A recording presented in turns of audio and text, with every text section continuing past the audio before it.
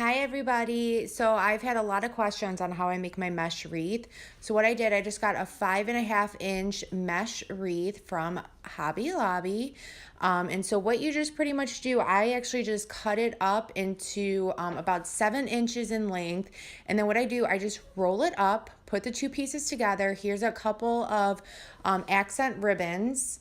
So I'm just kind of scrunching it up, putting it together, and then I have a pipe cleaner, and I just tightly screw it in. And then I leave, there should be 2 little flaps, and that'll be left for when you're going to put it on your wreath. So here I am, I'm just rolling it again. So these, I'm not putting ribbon on it because these are just gonna be some fillers for the wreath. So there you go, just twist it again. There's those 2 little flaps. Do it again. And honestly, it doesn't matter how you roll them up. Honestly, they look cute no matter what.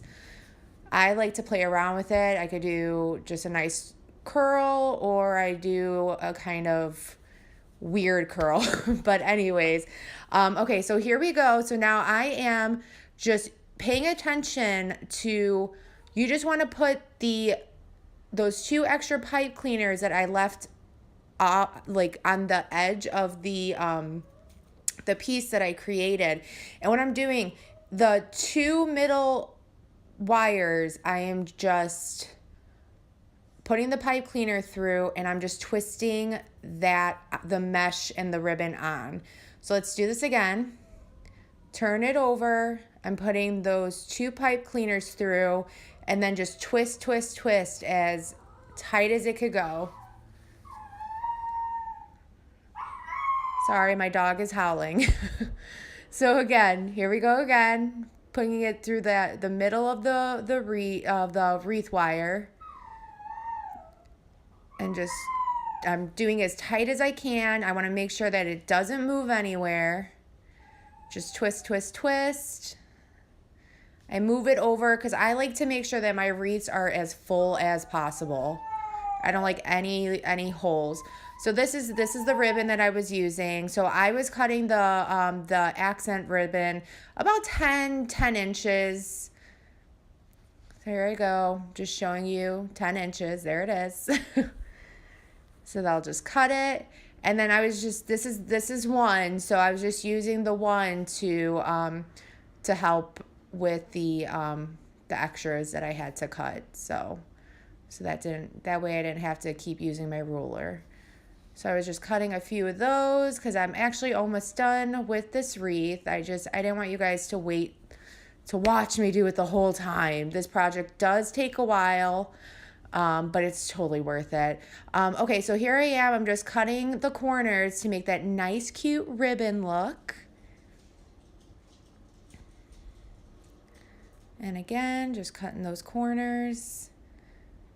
Boom, look at how pretty. Okay, so then here we go. So now we're gonna do a couple more.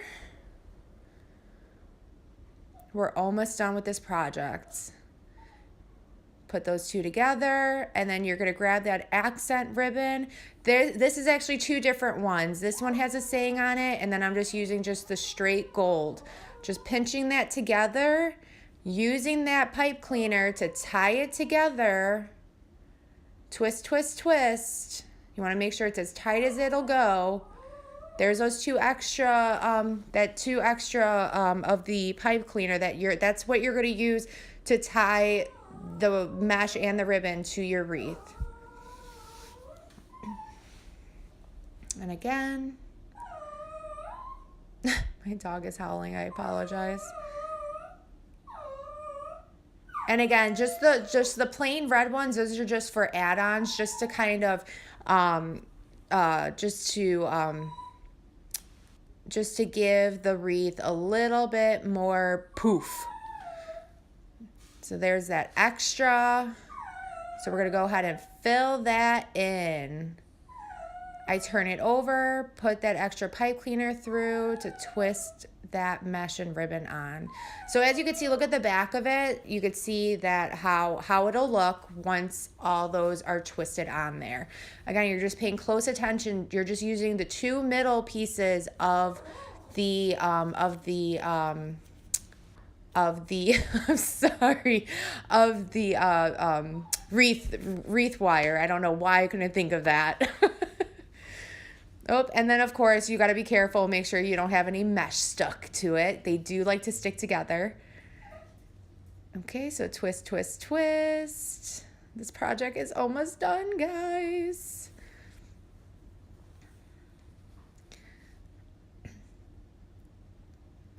All right. And yes, I was drinking a cocktail. It is Saturday night. Nothing like sipping and crafting, huh? Okay, here we go again. Twist, twist, twist. Make sure it's nice and tight. I literally tighten my pipe cleaners as much as it'll let me. All right, there's room for one more, so I'm just going to add one more on there, and then this should be the final one. I think. I might have room for another one, but we'll see. I forgot. Let's see. Look at how beautiful that is. So what I do after it's all put together, see, I knew I had room for one more. So yeah, this is again just to fill up those empty holes. I just like making sure that my wreaths are really nice and poofy.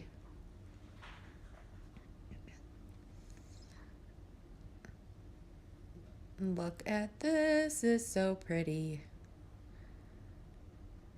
Okay, twist, twist, twist.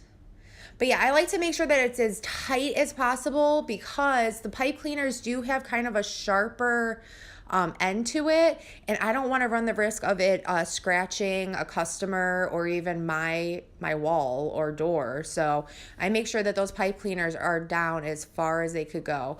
So what I do after it's all filled, I just go around, I make sure that the ribbons, are in the direction that I want them to be. If I want, I could fluff out the mesh a little bit.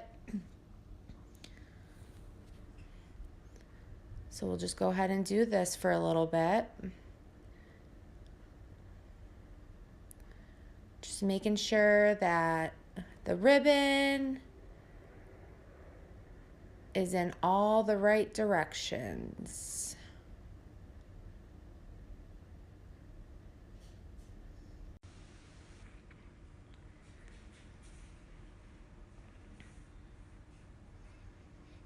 We're pretty much just fluffing it up. Sometimes when I'm doing these projects, like the ribbons will kind of move out of the plate. They'll just, because you're flipping it upside down and then you're putting it back. So I just like to make sure that everything looks okay. Okay, so here we go. So this wall decor I actually picked up from Walmart. So what I am going to do is I'm actually using wire cutter. This awesome wire cutter I got from Michael's for 80% off. It was like $1. It was on their fall clearance. So I'm pretty much just eyeballing it. I like to have more wire. Better safe than sorry. I always just like to use more. So, okay, so I'm literally just eyeballing it. So what I'm doing, I just fold it in half.